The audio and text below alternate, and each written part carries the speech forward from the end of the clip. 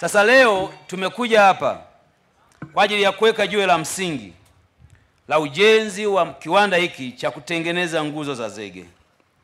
Mtendaji wa kampuni tanzu ya TANESCO ametupa taarifa yake. Akasema kiwanda hiki kinagharimu bilioni 6 na milioni 800. Na kiwanda hiki kilianza kujengwa mwaka wa jana, mwishoni mwezi wa 10. Imejulishwa miezi 9 inahitajika kwa ajili ya kukamilisha ujenzi.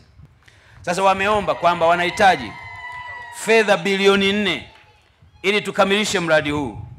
Nataka niwaelekeze TANESCO haraka iwezekanavyo fedha hizo wazitoe ili kiwanda hiki cha Tabora, na wananchi hao wamekuja kwa wema kutupokea kwa furaha, wanataka waone kiwanda sio maneno, kijengwe haraka, kikamilike haraka.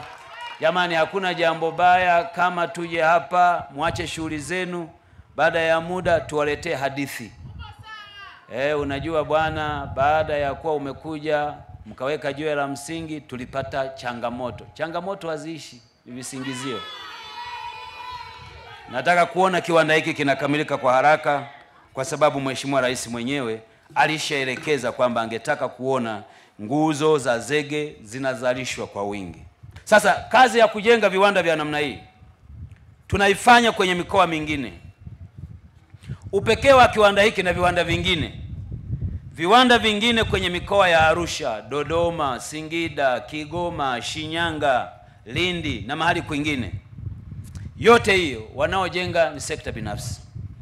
Hiki ni kiwanda ambacho tunajenga sisi wenyewe serikali. Wito wangu kwa kampuni tanzu ya kuzalisha zege TCPM, mkifanye hiki kiwanda kiwe shamba darasa kwa viwanda vingine. Mjenge nguzo zenye ubora. Na nimeambiwa uwezo wa kiwanda hiki utakuwa na uwezo wa kuzalisha nguzo 120 kwa siku, ambazo zinakidhi mahitaji yote ya mkoa wa Tabora na mikoa jirani. Nataka niwahakikishie kuwa tutasimamia kwa nguvu zetu zote, sisi sekta ya nishati, lakini muhimu zaidi tunao wataalamu wazuri walio kwenye kampuni hiyo ya TCPM, lakini pamoja na kampuni mama ya TANESCO, ambao akili yao na nguvu zao zote watazielekeza hapa Tabora ili tukamilishe hili jambo.